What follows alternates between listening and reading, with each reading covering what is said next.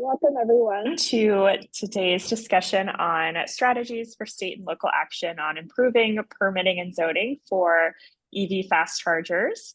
The National Association of State Energy Officials and the American Association of State Highway and Transportation Officials have been working very closely with NESCAUM, who's joined on the call today, to support states with EV infrastructure build out, specifically looking how to better streamline permitting and zoning for DC fast charging stations. So we are joined today by Jessie Way from NESCAUM, who will be leading today's discussion, along with our two panelists, Cathleen Lewis from the New Jersey Board of Public Utilities and Gia Vacin from California's Governor's Office of Business and Economic Development. So I'll hand it over to Jessie to take it from here and lead today's discussion. Thank you so much, Delaney, for that introduction. Hello, everyone, and thank you for joining us. As Delaney mentioned, my name is Jessie Way, and I will be moderating the discussion today. I am a policy advisor and analyst at the Clean Transportation team at the Northeast States for Coordinated Air Use Management, or NESCAUM for short. And we are the nonprofit association of air quality agencies for the 8 states in the Northeast. So that includes the 6 New England states, plus New York and New Jersey. And one of our areas of work is providing technical assistance and policy guidance to state agencies working on vehicle electrification policies and programs.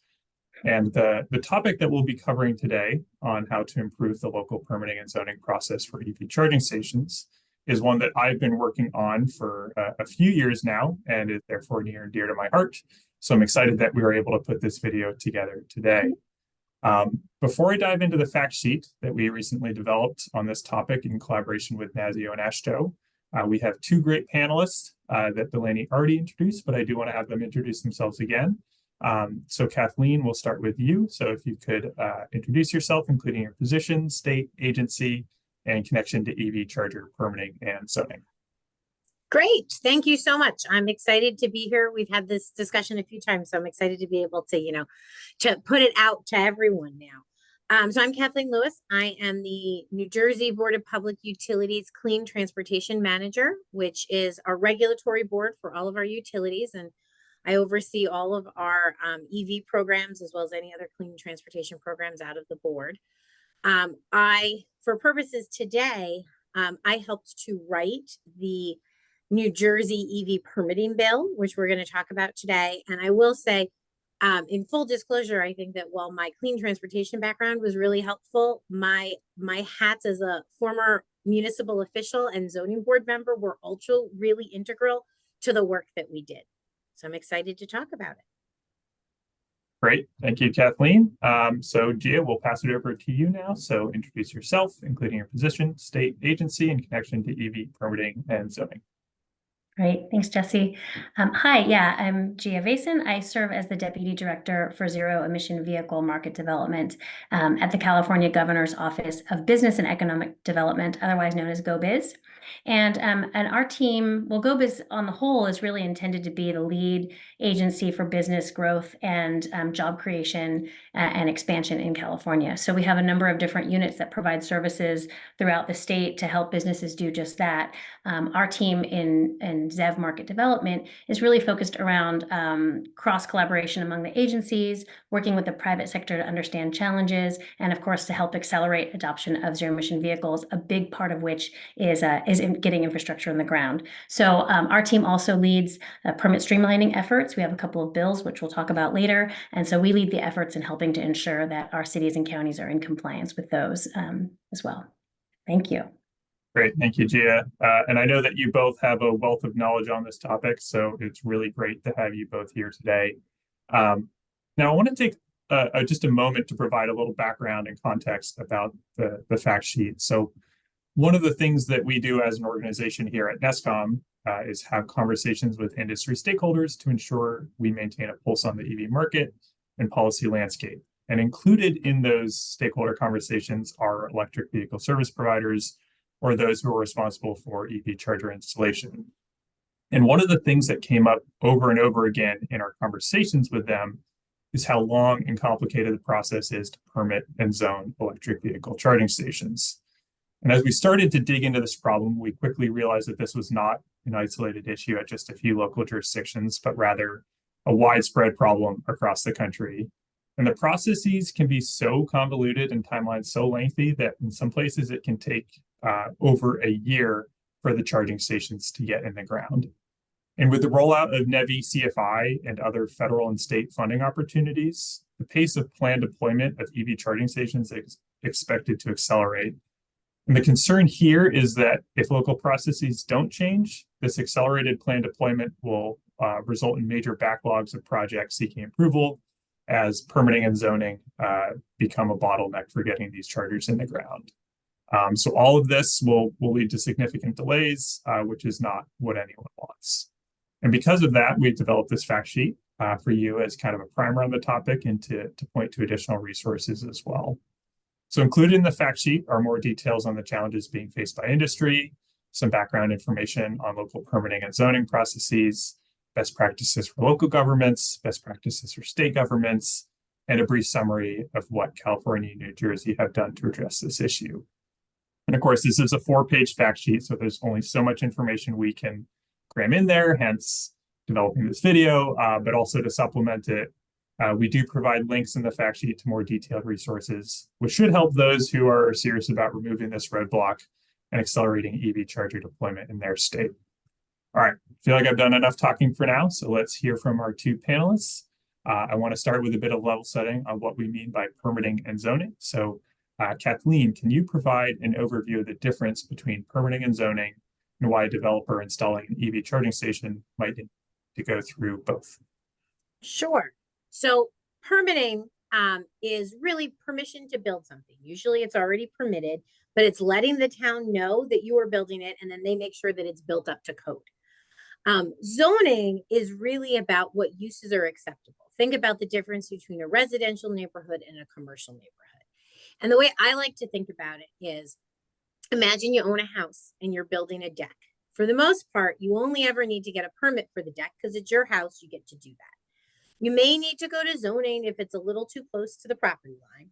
But if all of a sudden you decided you wanted to build a store in your garage, that would require a whole bunch of zoning changes because your house is supposed to be a house and not a commercial entity. And that changes the uses. So when an EV charger needs to do one or both, it could be because that use is something that wasn't planned for, or it could just be that they need to make sure it's installed properly and they just need a permit. Great, thanks, Kathleen. All right, I now want to turn to California. So Gia, the California legislature has passed several laws requiring municipalities to make local permitting more efficient and predictable. Could you provide a brief overview of those measures? Yeah, happy to. Thanks, Jesse. So California has 2 streamlining laws for EV charging stations, Assembly Bill 1236 and Assembly Bill 970. So AB 1236 was passed in 2015, and it requires all cities and counties in California, of which we have 540 of them, to develop an expedited permitting process for charging stations. So there are 2 kind of key requirements for jurisdictions to be considered streamlined. 1, they need to adopt a streamlining ordinance, and 2, they need to post a checklist online with all the information an applicant would need to have in their permit to be administratively approved. So under AB 1236, a local jurisdiction should administratively review and approve the charging station through a building or non-discretionary permit with approval limits really just a health and safety review and those that are not subject to association approval. And then also the authority having jurisdiction should accept electronic signatures and provide 1 complete set deficiency notice if needed at all. And this is really aimed at reducing the rounds and rounds of feedback, which can add time and cost both to the applicants and to the jurisdiction. And now turning to AB 970, that was passed in 2021, and it added specific timelines to to permit review for the approval process. So the law, in addition to doing that, it also clarifies how cities and counties might be required to reduce the number of parking spaces that are required if it needs to accommodate EVSE. So if a charger or equipment impacts the required parking spaces, it would be reduced to include the EVSE rather than needing to make more space for those parking spaces. So I'll just say a couple more things. GO-Biz has been leading the implementation of these two laws, which I set up at the front, and we track compliance across the state. We have an interactive map on our website, which also serves as a repository with the links and all the ordinances and checklists for each city and county in California. So we're hoping that that's a place that a developer might be able to go and find those resources easily. And then we've also created a wealth of resources to really assist jurisdictions and developers. We have a permitting guidebook, a scorecard. We have fact sheets on specific issue areas that we've identified, some FAQs and some best practices as well. So this is on our website at business.ca.gov/ZEV. And I'm sure we'll talk a little bit more about challenges and solutions going forward. But thanks. Yeah, speaking of challenges, I'm sure that rolling this out to all of the cities and towns in California was not a smooth process. So I'm curious kind of what the primary kind of implementation challenges were as you're working with local municipalities and implementing this law, and kind of what were the strategies that you came up with to overcome those challenges? Yeah, that's a great question. You know, we've made a lot of great progress. I think we're not actually entirely there in terms of compliance with 1236 just yet. We're at about 60%. And I think when you add in those that are kind of in process, we're at above 75%, but we still have a ways to go. So the challenges remain. I'd say that one of the first challenges is really around awareness. We continue to do targeted outreach, but there's still many jurisdictions that aren't necessarily aware of the streamlining laws or what the requirements are. And so in those jurisdictions, you know, they may not realize that they can be expedited or administratively approved. So we hear a lot from the private sector, from the developers saying, you know, we have this particular issue in this area on this city, can you help? And so we do a lot of that. That's one of the ways we've thought about trying to strategy to overcome them. Another challenge that we have is that the streamlining laws don't, they can really vary widely across the state. So even though we are trying to make it as uniform as possible, developers installing chargers still need to understand and navigate the landscape. So we're really trying to help make that as similar as possible, but it's still with our many cities and counties that still is different. And then we've heard some cases where our streamlining map or a city is considered streamlined, and yet in practice, that's not what's happening, right? That there are many reasons for this. Capacity constraints, other kinds of complications, the turnaround time from the applicant maybe isn't as quick as they might hope it to be. But we're really digging in on which cities are having some challenges there and how we might as a state be able to help reduce those times and provide resources or other things that could help that.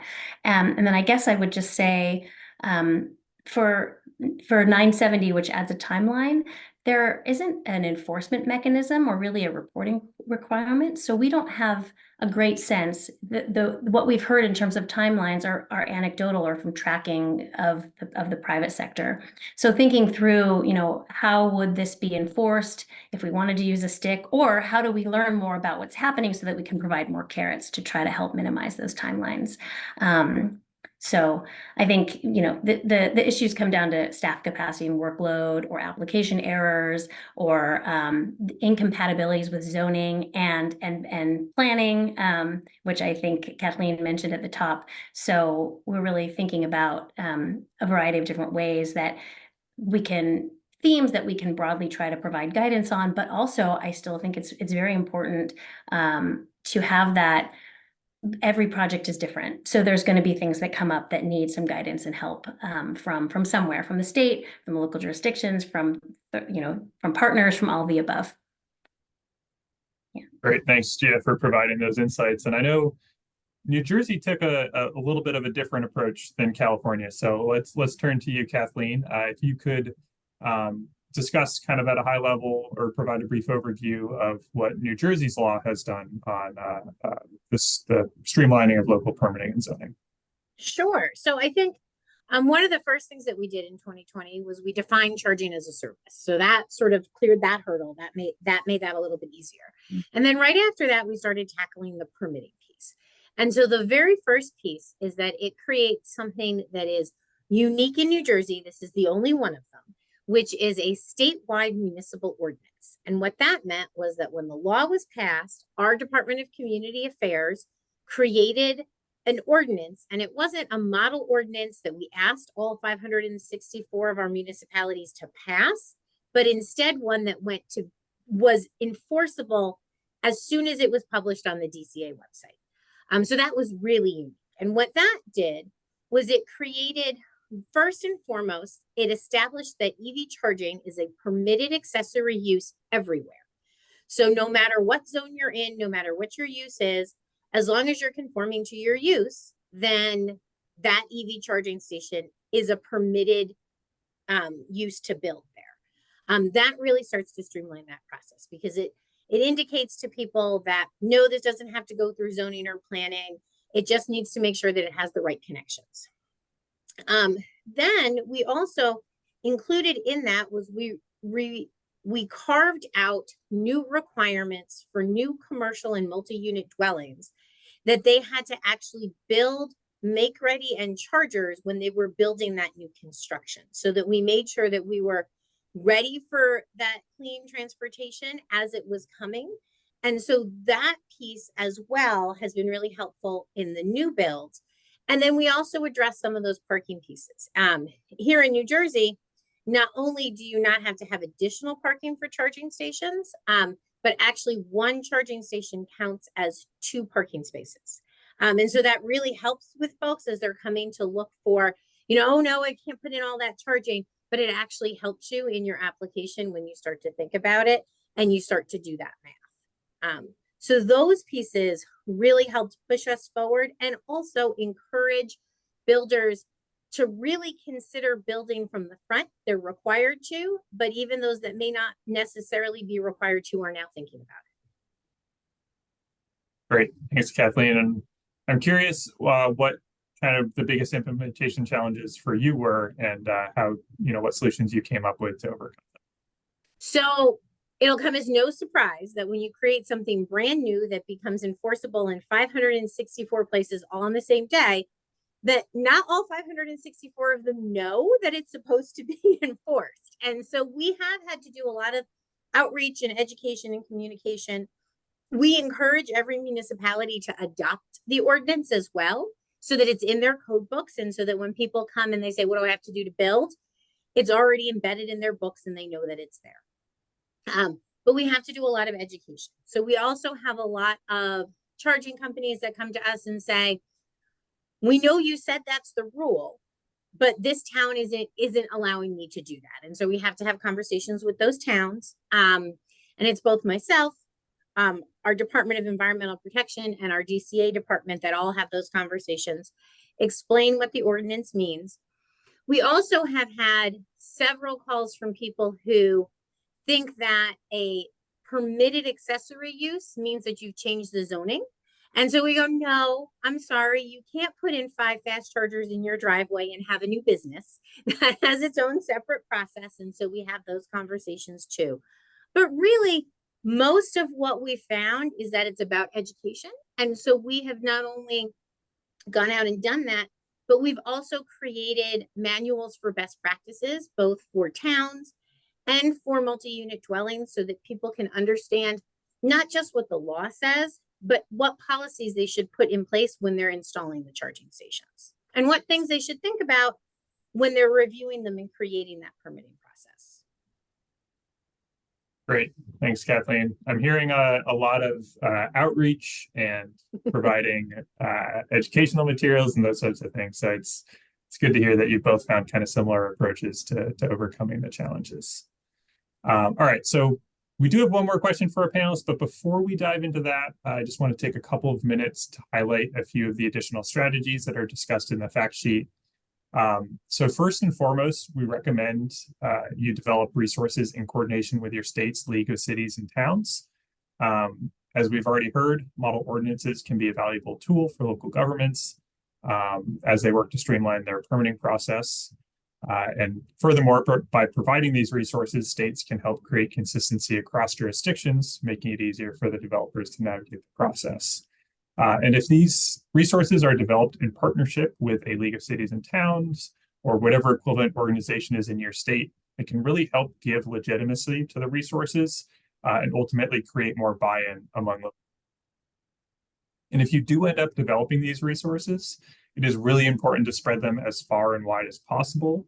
So we recommend posting them to prominent locations on your state website and including them in presentations and social media posts kind of as appropriate and as you can. And the further you amplify the reach, you can further amplify the reach by working with regional planning agencies, metropolitan planning organizations, and associations of planners to distribute the materials and really drum up interest in this work. And if you want to take it a step further, you can conduct individual outreach to high priority jurisdictions. So this could include jurisdictions such as large municipalities, those with a large number of planned EV charging station installations, cities and towns along designated alternative fuel corridors, or those at junctions of major roadways, where you may have your own criteria of what makes a jurisdiction high priority, but these are just a few ideas to get you started. And regardless of your approach, it's really important to build a coalition of key stakeholders and bring everyone along in the process together. All right, let's move to our final question, and this one is for both panelists. If you could offer one piece of advice to all the state agencies listening to this video about how to make sure permitting timelines don't become a bottleneck for the deployment of EV charging stations, what would that be? We'll start with Gia here. All right, great. My one piece of advice would be do your best to be ready for what's coming. The scale and the pace of this development is massive if we're going to meet our climate and pollution reduction goals. So what that means to me is being proactive in understanding the requirements as well as kind of the challenges and best practices around EV permitting in your state. And also kind of reviewing existing resources on the topic and exploring whether there's opportunities at a state level to aid local jurisdictions for this influx of permits that they'll be seeing. And whether that's through kind of direct funding or technical assistance or partnerships or otherwise, but just to start thinking tactically and also creatively about how maybe to address that. And then I guess I would just say, I would invite any of you watching to reach out if there are ways that GO-Biz can help. You know, we absolutely love for you to leapfrog from our learnings here in California. So, and to learn from you as well. So please, the door is always open. Great, thanks, Gia. Let's go to Kathleen. Thanks so much. So I think the first piece is always simplify, but I think the thing that was really important, and I hope that everyone learns from, I mean, you touched on it, is having the right stakeholders. But I think when the process really started to gel for us was when I came into the project and sort of started looking at it, not from a clean transportation perspective, but from my experience on the zoning board. And we pulled in DCA, and my colleague over there happened to be the chair of her local planning board. And so we looked at it as the people who were going to look at these applications and what did we really need to know and what was going to make this process easier, not create a brand new process that may or may not work with what was already there. And so finding those right stakeholders and really getting people who understand what's going on the ground is really important. And then have conversations. Just like Gia, I'll say, reach out. We'd love to hear what you guys are doing. We're always happy to answer questions. I was really excited to be able to do this because I think it's so great to get that information out there so that we can all learn from each other, because these pieces are moving very quickly. All right. And with that, I want to give a big thank you to Kathleen and Gia for sharing their insights today. And I also want to thank everyone for tuning in. I hope you learned a thing or two here. The fact sheet can be found on NASEO and NESCAUM's websites and in a link provided with this video as well. I really encourage you to take a quick read through it and consider what action is most appropriate for your state. Thanks, everyone.